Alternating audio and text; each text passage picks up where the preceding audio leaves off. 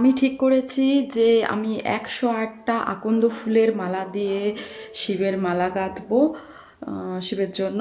তো 108টা আকন্দ ফুল নিয়ে এসেছি। তো আমি মালাটা গাঁথতে বসবো, তোমাদেরকেও দেখাবো সবটা। তো চলো শুরু করা যাক। हर हर महादेव। শ্যাম সদাশিব, শ্যাম সদাশিব, শ্যাম সদাশিব, শ্যাম সদাশিব, শ্যাম সদাশিব, শ্যাম সদাশিব, শ্যাম সদাশিব, শ্যাম সদাশিব, শ্যাম সদাশিব, শ্যাম সদাশিব, শ্যাম হর মহাদেব। এই দেখো আমার তো 108টা আকন্দ ফুল দিয়ে মালা তৈরি।